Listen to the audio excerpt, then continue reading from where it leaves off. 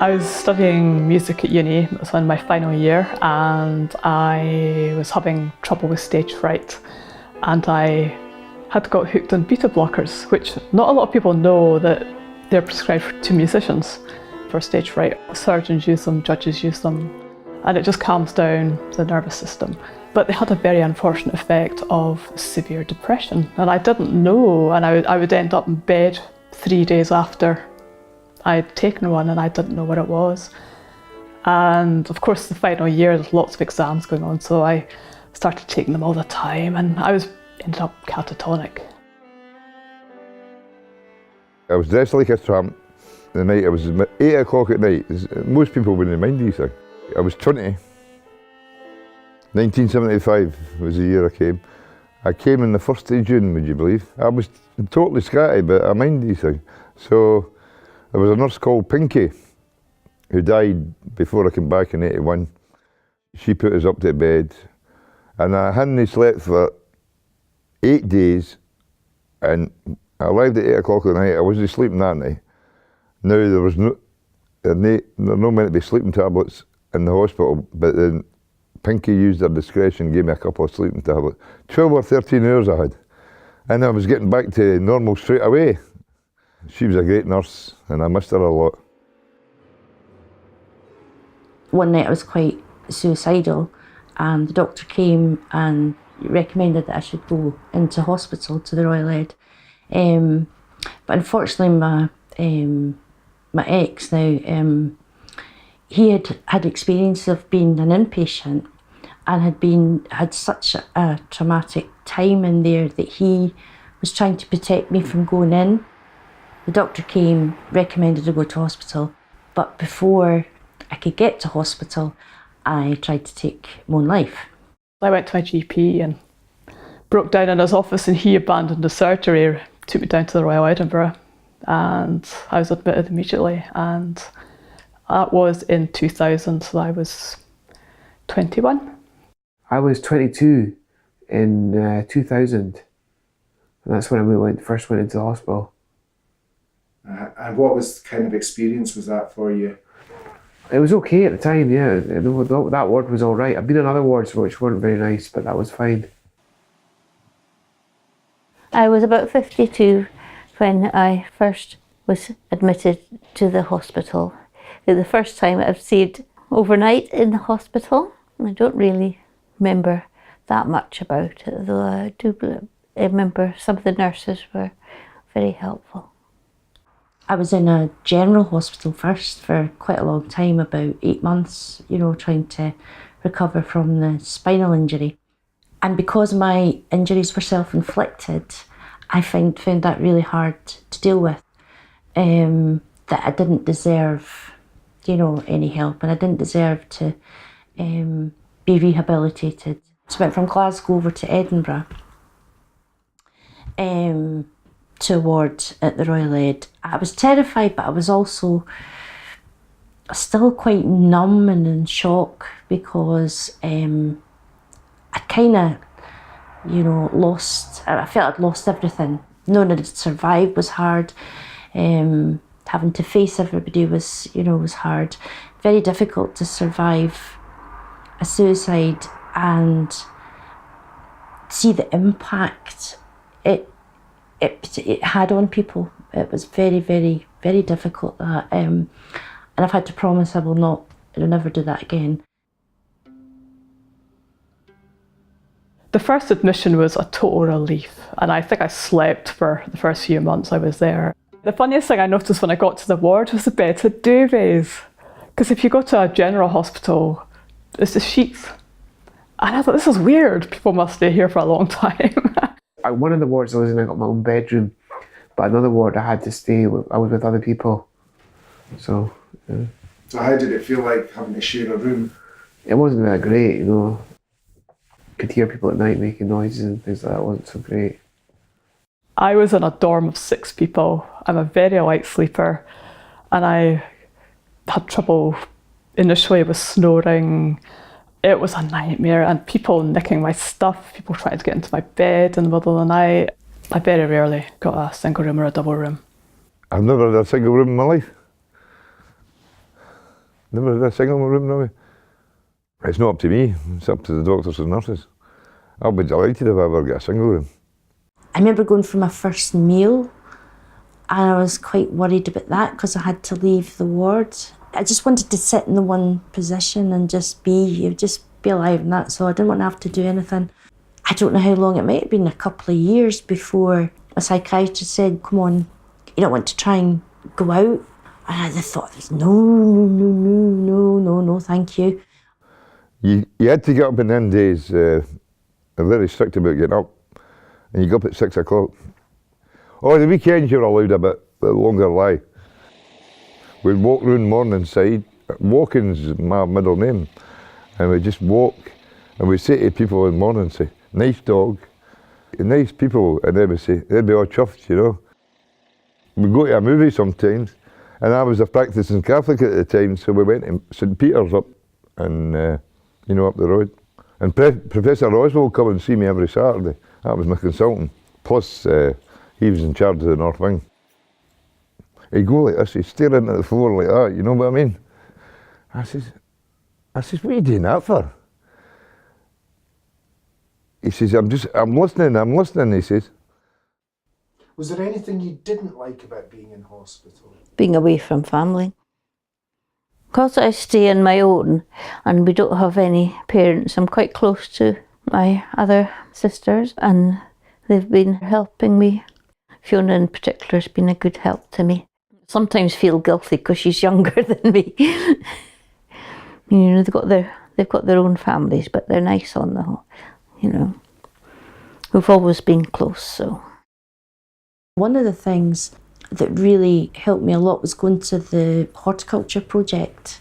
It was really quite nourishing, just feeling the soil when you're planting seeds and things. I done planting potatoes, digging and trenching. I done lettuce, tomatoes out of the greenhouse, the whole lot. I loved to sprout.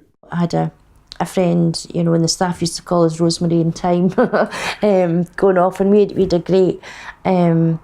a great laugh together, you know. I enjoyed it. I worked in an orchard in particular. We used to get free apples, you know. They weren't the best, they weren't like ripe golden delicious, but I took a few home, you know. I was always good about the apples, you know. I made some very good friends, and it's good to have them now because only they understand what it's like, and there's very few people I can talk to properly about it, and some people tend to get freaked out, but they know, and it's quite nice because I had a lot of ECT which destroyed my memory, and they're my memory. They can say, oh yes, you were like this and you said that, and so that's really nice to have that. Well, I met some people that were very nice that I got on with, that I became friends with afterwards and everything's like that. But there were some people that I just avoided because they were quite aggressive, so. But it felt fine, you know, it was alright. Over the course of my illness, I had been on dozens and dozens of antidepressants, antipsychotics, lithium, anti-epileptics, everything, and nothing really worked. I've been on some terrible medication in my time. Injections were the worst. The Pixel, Clopixel, Modicate. My eyes went up in the air with Modicate. It was the most frightening thing I ever got. You're struggling as it is, then your eyes go. I wasn't right. It took me a long time to go at that time and all. Modicate. I hate that drug. There was one pill that they put me on which seemed to have a difference. I didn't think it did, but they said it did. And the side effects were horrendous. I was so thirsty all the time that my mouth hurt. I used to drink about 3 to 4 litres of water every day. I was peeing all the time, which meant that I was awake all night peeing. I used to get spasms on my jaw. I used to bite my tongue a lot. I used to get restless legs, and that is the worst thing in the world. I wouldn't wish that on my worst enemy. What about amitriptyline? I was depressed in the 80s after I cut the wrist and that. And 10 side effects. I had nausea, headaches, constipation. So I just walked in and I said, I'm not taking these no more. I feel terrible. they're meant to help you. I says, I feel worse. I'd been on that drug for about 5 or 6 years, and I'd been out of hospital for maybe 4.5 years. And I said to my doctor, look, I can't be in these anymore. I just can't stand it anymore. It's making my life hell. It's actually worse than the depression. And he said, well, I can't take the risk. You've been so ill in the past. You're going to be on these for the rest of your life. And I was like, oh, well, okay. And then he left and I got a locum for a few months. This doctor said, well, you obviously can't tolerate the drug. So keep a diary, taper really, really slowly over 6 months. Come back and see me and we'll see how you get on. And I was amazed. I nearly fainted because I was so nervous and so built up about all my arguments about why I should come off this drug. And 10 seconds in, she said, oh, well, let's give it a shot. And I was so amazed that, a fresh pair of eyes who didn't know my past. It was really great. So what about the medication you're on now? Oh, that's fine. I get a good sleep.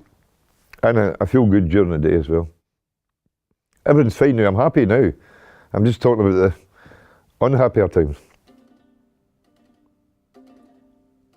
I think I got locked into the system because I was just admitted so many times, and sometimes that was for a year or more. You just get used to the rhythms of the hospital and it just becomes like home. And breaking free from it, that I still have trouble with that now.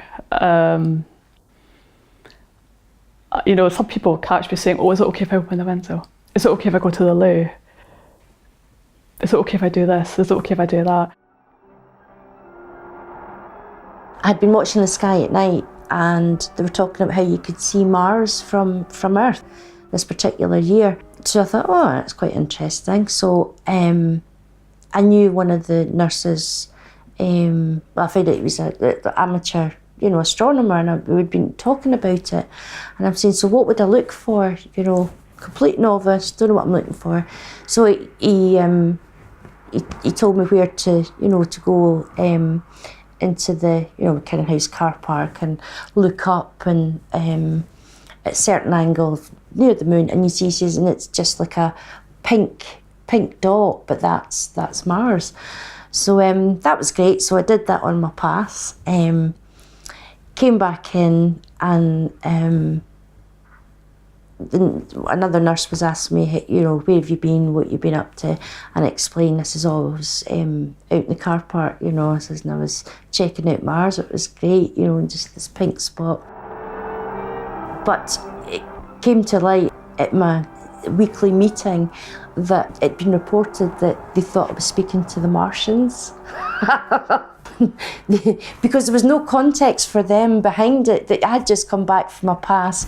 Somebody else was speaking to me, finding out how my pass was, and had written in the notes that, I was away ding-a-ling, I lost the plot, I was away talking to the Martians. I think the whole hospital experience, especially if you've been in for a long time, you are kind of at the mercy of the staff. They dictate when you get to go out, they dictate if you're allowed a bath or not, whether you're allowed to dry your hair with a hairdryer. And because I was anorexic, they were very wary about letting me go into the loo, that sort of thing. So it's not nice. When I was in hospital, in the ward, I remember the washing machines weren't working. We were able to do our own laundry, and this went on for ages and ages. And I was chatting to my charge nurse, who really got on well with, and he said, he says, we've asked, he says, but maybe if one of the patients, if yourself wanted to write something down, if you asked, I bet you'd get it. I wrote a letter to the head nurse saying how inconvenient this was and how many problems it was causing. Within a week, we got new washing machines. So it felt quite good.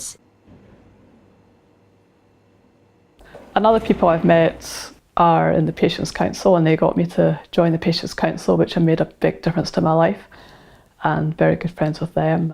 And we support each other, through the bad times and the good times. And I've said before, only they know what it's like. Stuff that goes on in hospital that you could never imagine or comprehend. They know what it's like. Again, through the horticulture project, I met this woman, Patricia, who's actually the chair of the Patients' Council, and she said, oh, you know, we got talking, she said, oh, you must come down and join the Patients' Council. So about a year and a half later, I kind of, you know, put my toe in the door and kind of never looked back. Some of the work with the Patients' Council I found very difficult, going onto wards where there's staff that I've known.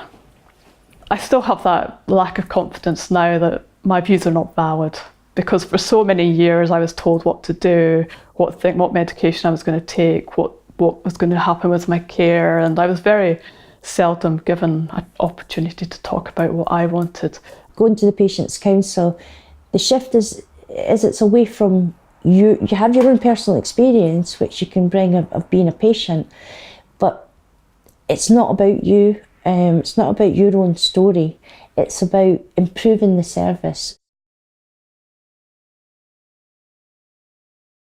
How do you think you can move forward? Just maybe look after myself and clean up and things like that more often.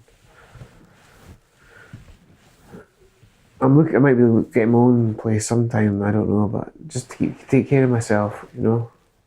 You've got to care about yourself now. I love nurses and I love a lot of people, the patients as well, but you've got to care about yourself in the end of it, and I do.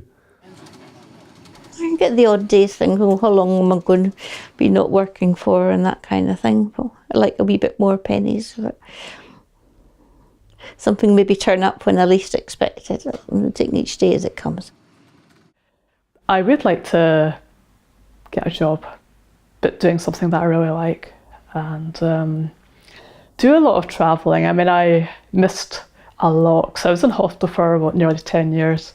I missed out so much, and travelling is still quite new to me, and I still get a buzz. My hope and my dream is to, while I'm still going, is to see a difference happening towards mental health. And the dream is actually, you know, coming true.